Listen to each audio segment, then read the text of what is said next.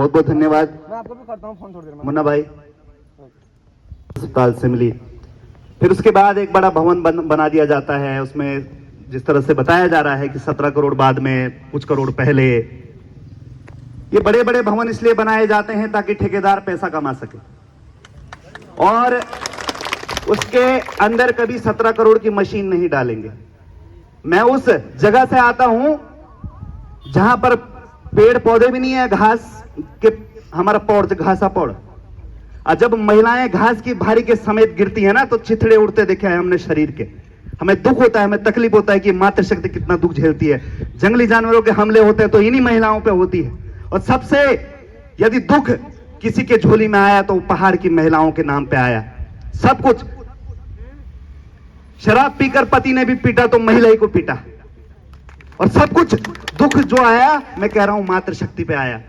और सामने मां शक्ति का मंदिर है, हम पूजन करते हैं। और बोलते हैं, बड़े बड़े नेता भी बोलते, लोग बोलते हैं, यत्र नारेस्तु पूजन्ते रमन्ते तत्र देवता। तो जिस समाज में महिलाओं की इतनी अवहेलना हो रही है, जिस समाज में महिलाएं जब बच्चा पेट में हो तो ये सोच रही हो कि देहरादून जाऊं कि श्रीनगर, तो आप सोचिए उस समाज की कल्पना क्या होगी। मैं इसलिए आपसे ये कह रहा हूं, तड़प के मरेंगे। और राजधानी गैरसैंण की बात जब हमने की थी, वो भी इसकी कल्पना यही थी कि नेता का इलाज जो उसके स्थानीय सीएचसी में होगा। आज आपके विधायक का इलाज जो है वो लंदन में जाके होता है, आपका कहां होता है इलाज, बताइए। आप क्यों सड़कों पे मर रहे हैं? और आज यहां से फैसला लिया जाता है। मैं मां चंडिका की सौगंध खा के कहता हूं, मैं भी उस फैसले के साथ तैयार हूं कि बेस नहीं तो वोट नहीं, पर आज माननीय विधायक जी को इस्तीफा देना पड़ेगा। एक तरफा नहीं होगा। ये क्या होता है, 25 साल की सरकारों से आपकी नाराजगी है, मैं मानता हूं, पर आज जैसे ही ये चुनाव नजदीक आने लगे, फिर कि बेस नहीं तो वोट नहीं। मैं करता हूं समर्थन, जनता करेगी समर्थन। दुनिया पकड़, हम चंडिका में चलो, अभी चलो, और अपने पद का भी इस्तीफा दो। सरकार को बताओ कि अगर तुम मेरी जनता की अवहेलना करोगे तो मैं भी इस्तीफा देता हूं, मुझे भी तुम्हारे पद का कोई मोह नहीं। एक तरफा त्याग नहीं चलेगा कि केवल जनता त्याग करे और नेता सुख भोगे, ये नहीं चलेगा। आप बोलिए कि मेरी सेवा, जो स्वास्थ्य सेवा जो आप मुझे विदेश में इलाज दे रहे हैं, मैं ठुकरा, अहम भूमिका निभाएंगे। बहुत बहुत धन्यवाद। इसी क्रम में मैं हमारी छातौली की जो महिला मंगल दल अध्यक्षा है बहन सुनीता देवी, आपसे आग्रह करता हूं कि आप भी मंच पर आए, और आपको भी बेस अस्पताल संघर्ष समिति में पदेन उपाध्यक्ष का दायित्व सौंपा जाता है। आपसे भी आग्रह करते हैं कि आप अपने क्षेत्र में सभी महिला मंगल दलों का एक पड़ेगी। जब तक इस क्षेत्र को संघर्ष की आवश्यकता पड़ेगी, आप तमाम महिलाओं को एकजुट करके बेस अस्पताल संघर्ष समिति का सहयोग है ही नहीं, इस प्रदेश में कहीं नहीं है। यहां तक कि उत्तर प्रदेश में तक महिला बेस अस्पताल का कहीं कुछ लेना देना ही नहीं है। जैसे तैसे अस्पताल को 2016 में 1 करोड़ रुपया कांग्रेस सरकार देके गई, उसके बाद भाजपा की सरकार आई और आदित्य त्रिवेंद्र सिंह रावत जी ने 16 करोड़ रुपया उसमें दिया, और आज लगभग 30 से 40 करोड़ रुपए का यह बिल्डिंग बनकर तैयार है। लेकिन आज भी यह अस्पताल दुविधा में फंसा हुआ है। आज भी हम लोग संघर्ष इस बात का कर रहे हैं कि आखिर यह अस्पताल है क्या, इसको क्या नाम दिया जाए।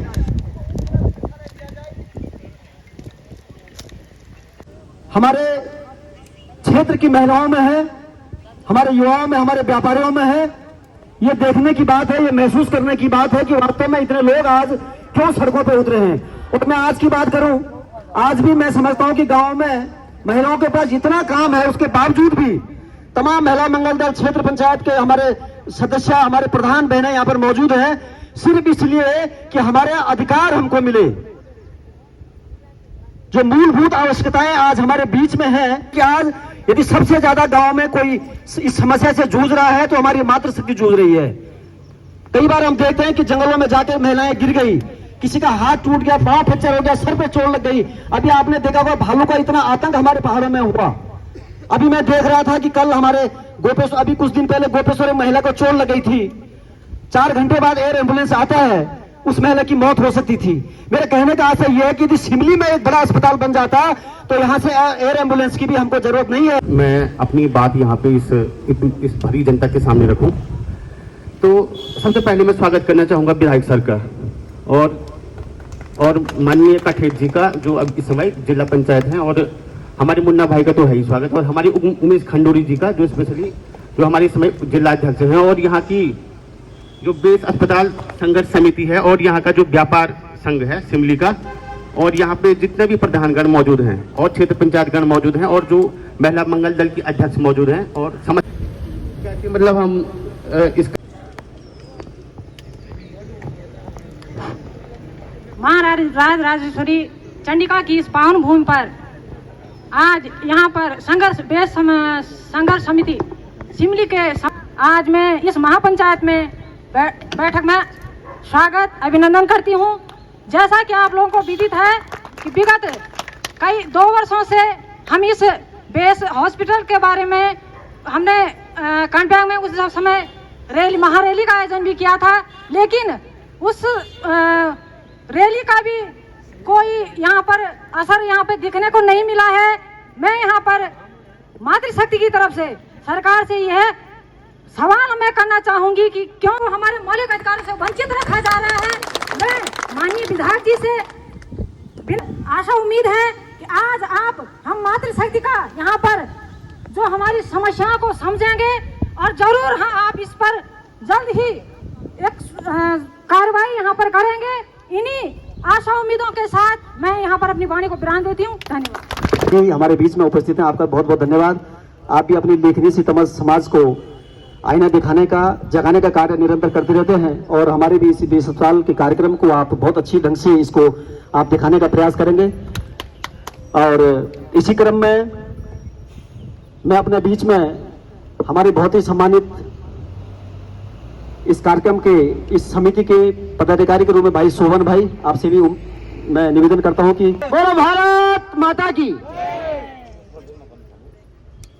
आज इस चंडिका की पवित्र भूमि में मैं सबसे पहले हमारे संघर्ष समिति के अध्यक्ष देवेंद्र सिंह नेगी जी का हार्दिक स्वागत और अभिनंदन करता हूं, जो कि गत विगत 5 सालों से प्रयास में लगे हुए हैं कि सिमली में बेस हॉस्पिटल होना चाहिए। बेस हॉस्पिटल एक देवेंद्र सिंह नेगी मुन्ना भाई का नहीं है वो हॉस्पिटल। और उसके बाद हमारे माननीय विधायक जी का भी मैं यहां पे हार्दिक स्वागत और अभिनंदन करता हूं, और हमारे जिला पंचायत कठेत जी आपका भी मैं स्वागत और अभिनंदन करता हूं। और स्वागत और अभिनंदन करता हूं मैं पूर्व संघ सारे इलाके में जाकर ये बात बताई कि आप सब लोगों को रैली में आना है और हमने बेस हॉस्पिटल सिमली में बनाना है। हम बेस हॉस्पिटल की महारैली हमारे हॉस्पिटल, और अगर हॉस्पिटल हो तो सुविधा, अगर हॉस्पिटल की हो तो यही है, अगर शिक्षा हो तो शिक्षा में बच्चे पढ़ेंगे तभी हमारा देश तरक्की करेगा। क्यों चमोली हमारा पीछे रह गया?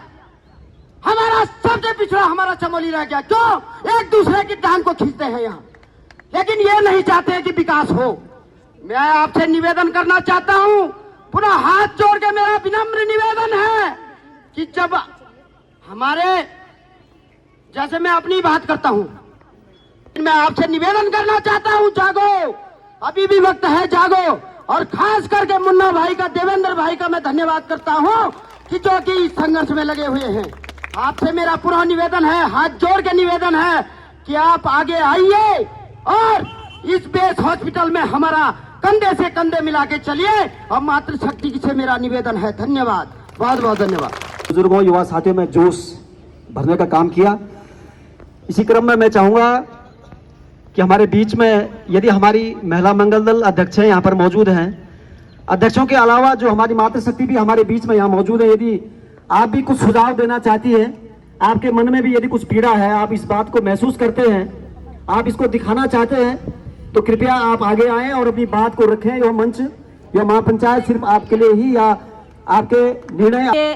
चंडिका माता साक्षात्कार करती है और मैं ग्राम सभा छातोली से कल्पेश्वरी देवी उपाध्यक्ष, और यहाँ पर हमारे बड़े भाई विधायक साहब, मैं सब इस गोष्ठी में आए हुए लोगों का स्वागत करती हूँ। और माता को दिल से नमन करते हुए यहाँ पर 2 बार अपने महिलाओं की दुख की कहने चाहती हूँ।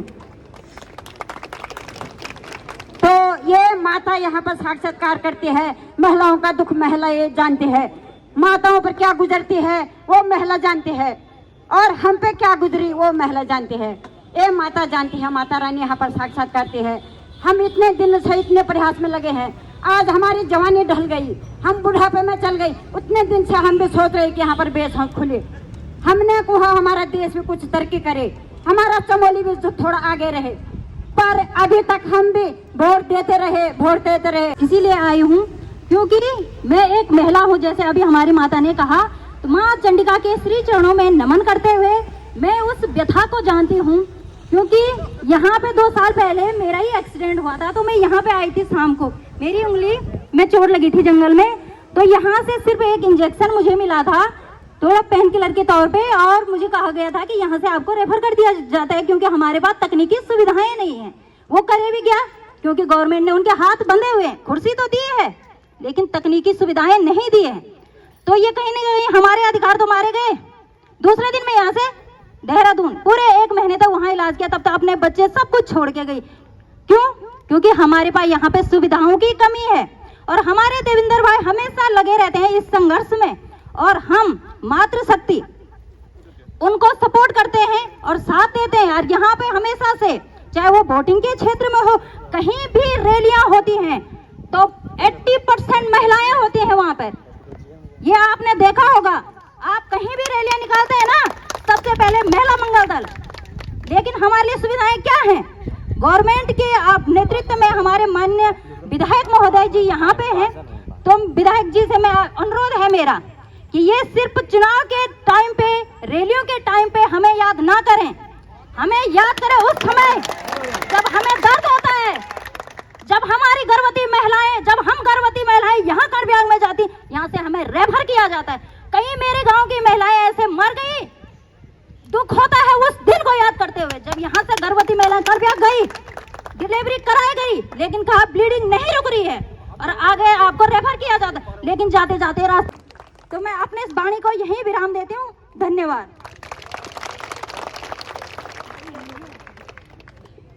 आपका नाम क्या है? बहुत ही बढ़िया और कम शब्दों में जो बात आपने कही, मैं समझता हूं कि सारी बहनें हमारी मातृशक्ति उसको महसूस कर रही होंगी, और निश्चित आपके अंदर भी यह जोश, यह जज्बा, ये बेस अस्पताल बनाने का, अपनी समस्याओं से लड़ने का, समस्याओं को निपटाने के लिए मुझे जरूर यह महसूस हो रहा है कि आप एकजुट होकर के आगे रहेंगी। इसी क्रम में मैं समझता हूं कि ज्यादा अभी समय हो गया है, कुछ हमारे बीच में और भी लोग हमारे अतिथि के रूप में यहाँ पर आए हैं, अपना समर्थन देने के लिए आए हैं। उससे पहले मैं चाहूंगा कि यदि और भी कोई बहन अपनी बात कहना चाहती हैं, अपना अनुभव शेयर करना चाहती हैं, तो कृपया आप आगे आए। महिलाओं को आगे आना ही पड़ेगा। बंद कमरे में और गांव के बीच में बोल करके कभी न्याय नहीं मिलता।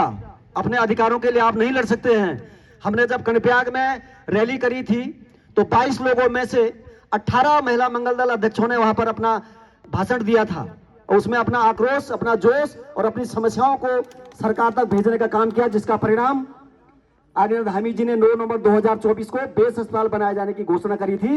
ये सब आपकी बदौलत ही है।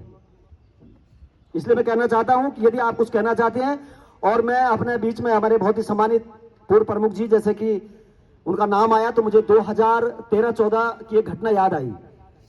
मुझे ध्यान है कि शायद आप उस समय प्रमुख रहे।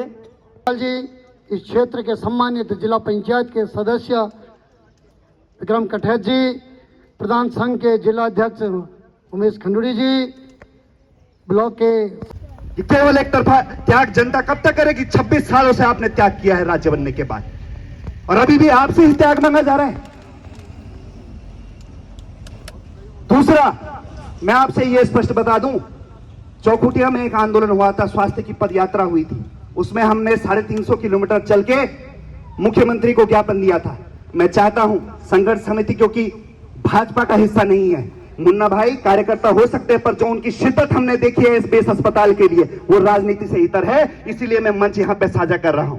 यदि मुझे पता होता यह पता चलता या लगेगा भविष्य में कि यहां पर केवल एक दल के लोग हैं और एक ही दल के वाहवाही होगी, तो मैं उस मंच का कभी हिस्सेदार नहीं रहूंगा। पर मुझे आज भी पता है कि इनके अंदर नैतिकता है बेस के लिए, और हमारी भी नैतिकता है बेस के लिए।